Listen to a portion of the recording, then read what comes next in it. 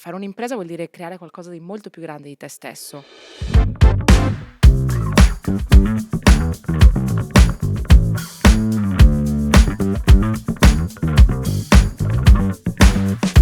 Benvenute e benvenuti in questa nuova puntata di Stronger Talks. Nella puntata di oggi parleremo di sostenibilità, inclusione sociale ed empowerment e lo faremo con un ospite che ha fatto di questi valori i pilastri della sua attività imprenditoriale, Diana Janes, founder di Diana Janes Consulting. Nata in Venezuela, si trasferisce prima a Parigi e poi a Milano, dove studia fashion design all'Istituto Marangoni. Dopo aver lavorato a New York per marchi come Oscar de la Renta e Alexander Wang, si trasferisce a Shanghai e poi rientra a Milano, dove si stabilisce con la sua famiglia. Consulente di design nel settore moda, dal 2015 inizia a lavorare nell'ambito della sostenibilità e fonda Diana Janes Consulting, con l'obiettivo di ripensare il sistema moda attraverso i processi creativi e il design circolare. Diana è stata mia compagna di banco nella prima edizione di Stronger, il business training di conto per donne imprenditrici. E sono felice di averla qui oggi a questo tavolo per vedere come si è sviluppato il suo progetto in questo anno e cosa le riserva il futuro. Quindi grazie Diana per essere qui con noi oggi. Grazie a te Eleonora, grazie dell'intro e grazie a Conto dell'invito. Sono super contenta di essere qua e di raccontare un po' su quello che stiamo facendo. Assolutamente. Io infatti ti ricordo tra i banchi di scuola di Stronger, perché ti ho conosciuta lì, come una donna piena di carica, di energia e soprattutto di domande curiose per apprendere sempre di più. Quindi la prima domanda che mi viene in mente da farti è: una stilista che diventa anche SEO. Quanto è stato difficile passare dal mondo creativo invece alla parte dei numeri, delle risorse, di tutti, dei margini soprattutto? Grazie di questa domanda, perché in realtà è una cosa sicuramente a cui continuo a lavorarci, ma che ci penso molto spesso perché io, non solo io come Diana, ma come imprenditrice creativa e come penso che succede a tanti, nel momento in cui tu sei uno stilista, tu pensi al tuo prodotto, no? E alla cosa, cioè alla bellezza. Ma in realtà fare un business vuol dire tanto altro, vuol dire, appunto, come dici tu, fare numeri, margini, e vuol dire cioè fare un'impresa vuol dire creare qualcosa di molto più grande di te stesso. E io all'inizio quello che chiamavo business in realtà era un self-employment dove facevo delle cose, guadagnavo qualcosa per arrivare a fine mese e bastava. E invece dopo ho capito che fare un'impresa voleva dire molto di più. Per me è stato un percorso, ci ho impiegato tanti anni per arrivare a capire quello, e non è stato un percorso lineare perché io ho iniziato da sola, ehm, poi in realtà ho avuto un team di 5 persone, poi ho capito che il team non funzionava e che stavamo crescendo in una direzione sbagliata o che io ritenevo sbagliata, quindi ho dovuto decrescere per riprendere, la crescita. Ehm, quindi diciamo è stato un percorso. Io ho dovuto fare, o almeno così ho pensato che sarebbe stato meglio e tuttora ritengo che sia stato il migliore investimento della mia vita. Ho fatto 1 anno con una business coach che mi ha aiutato tantissimo a uscire da questo mindset prettamente artigianale, Certo. e più pratico. Poi ho fatto un MBA, in realtà questo è stato in contemporaneo, Mh-mh, e l'ho fatto nel momento in cui ho sentito che a livello imprenditoriale ero in uno stallo, mh-mh. non avevo gli strumenti per continuare a crescere. E proprio lì, in tutto questo, è caduto Stronger un po' per caso, perché ovviamente non sapevo, era la prima edizione, quindi sicuramente non È sapevo vero, esistesse, assolutamente. ma non ce l'avevo neanche nel radar, sai, mi è arrivata una newsletter: "Vuoi questo?" Questo e io: "Ah, che strano". Poi alla fine ho letto, ho detto: "Mah, sembra interessante", ed effettivamente è stato alla fine una buona decisione perché mentre l'MBA era una cosa molto teorica, che ovviamente super importante, super interessante, però io l'ho fatto anche per portare l'azienda da punto A a punto B. Certo. E quindi mi mancava un po' la parte pratica, che è quello che mi ha dato un po' Stronger, no, anche appunto essendo una straniera in Italia, questo era, diciamo, era l'Italia che mi insegnava come fare business in Italia. Quindi questo è stato interessante, è una delle cose che ho apprezzato di più, però perché era quel momento preciso, è stato imparare di finanza agevolata. Ah beh, anche. Infatti ti ho fatto la domanda sul mondo creativo perché effettivamente si fa un po' fatica poi ad essere concreti. Però come Molto. dici tu, bisogna ampliare le proprie conoscenze e i propri punti di vista per riuscire appunto a creare impresa, assolutamente. Sì, sì, poi un'altra cosa è che, cioè, all'inizio per me la cosa più divertente era creare il prodotto. Adesso una cosa che amo è capire come attraverso il mio prodotto riesco a risolvere problemi effettivi.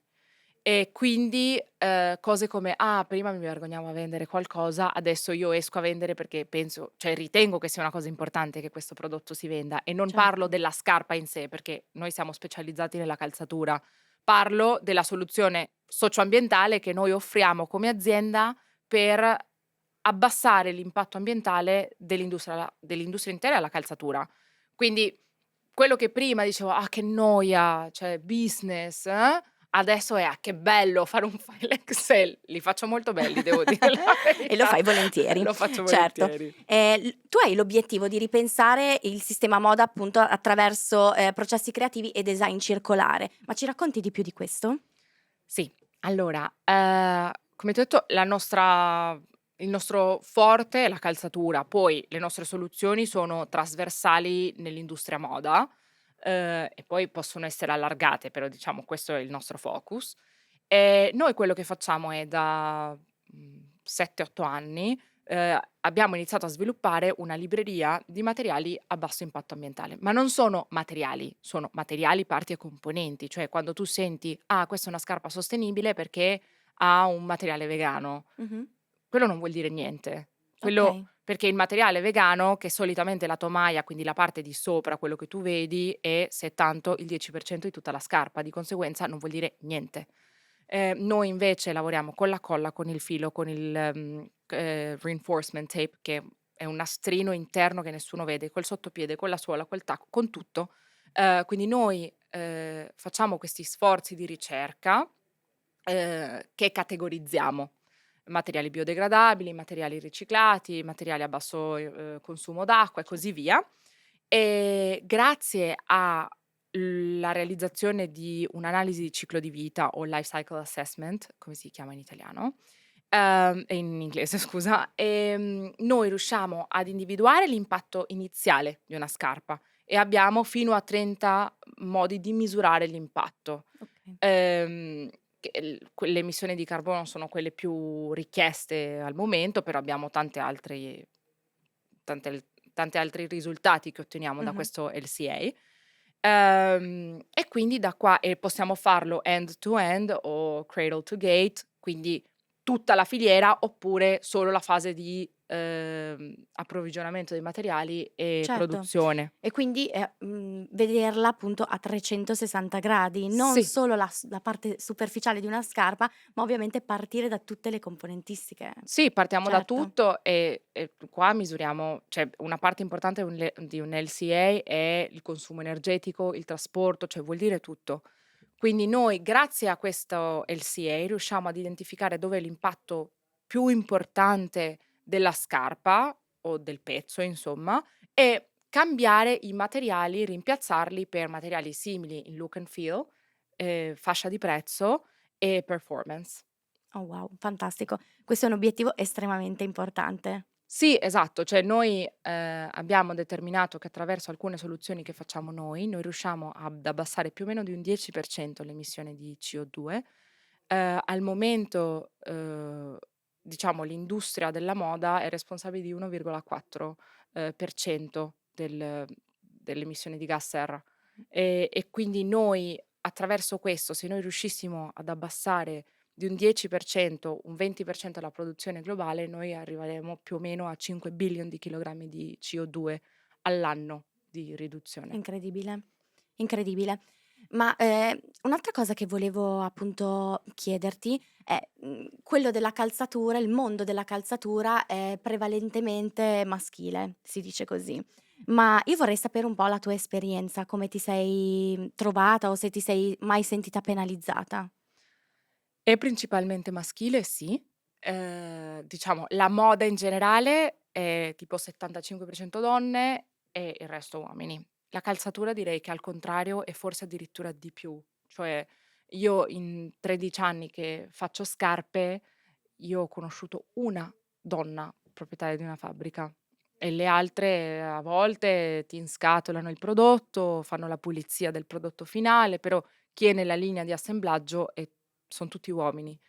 E quindi anche chi lavora la pelle, insomma, cioè son questi, lavori un po' più di forza, più grezzi, però non mi son mai sentita penalizzata. Onestamente penso che un po' da dove vengo, che non mi ha penalizzato, perché appunto la mia famiglia mi ha sempre spinta in quanto essere umano, non in quanto donna. Okay.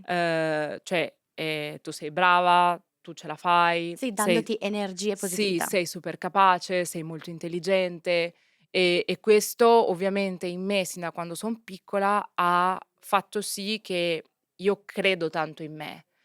Poi, anche un po' come la mia famiglia, cioè a me hanno insegnato a rapportarmi un po' con tutti.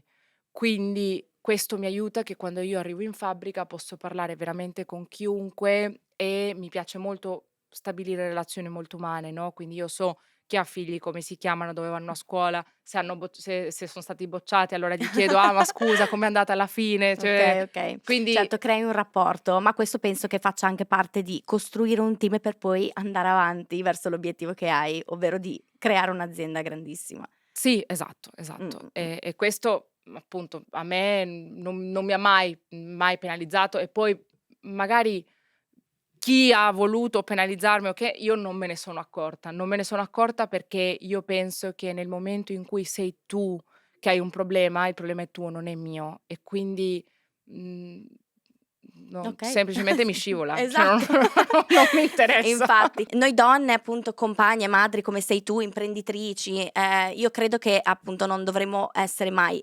etichettate. No, assolutamente no. Nel senso, io, sono una persona, sì, sono mamma, durante tutta la mia gravidanza e i primi 2 anni di maternità ho fatto un MBA, ho un'azienda, ho trovato i primi investitori l'anno scorso, e si fa tutto insieme, nel senso, quando la gente mi chiede: "Ma come la fai?" Lo faccio come lo fanno tutti, nel senso, a casa mia, si cucina tutti insieme, si pulisce tutti insieme, si fa la lavatrice tutti insieme, si cambiano i pannolini tutti insieme, nel senso non Esatto, è che è il mio lavoro uno o il tuo è l'altro, è un lavoro di chi vive sotto questo di tetto. squadra. Esatto, e poi a volte sei più preso tu, a volte son più presa io. Vero. Rimani comunque pur sempre una grande esperta di moda, quindi magari per concludere questo episodio dici un po' quali sono i trend moda del 2024. Allora, penso che a parte che rimane sempre la cosa più importante il tuo stile personale e quindi lì è dove ti devi, diciamo, focalizzare come persona, però sicuramente i colori più neutri, i materiali naturali, si va sempre verso la circolarità, quindi materiali riciclati. Ehm, Però non dirmi che torneranno di moda i pantaloni a vita bassa, per favore. mi spiace dirtelo, ma sì. Ah, okay. Va bene, okay. E niente, non so più cosa dire allora. Cioè, incredibile questa cosa, ero molto contenta perché ovviamente però io ti ringrazio Diana per aver raccontato la tua storia, per essere stata qui con noi e, per aver fatto vedere come può crescere un progetto e per la puntata di oggi è tutto. Noi ci vediamo tra 2 venerdì con un nuovo episodio di Stronger Talks.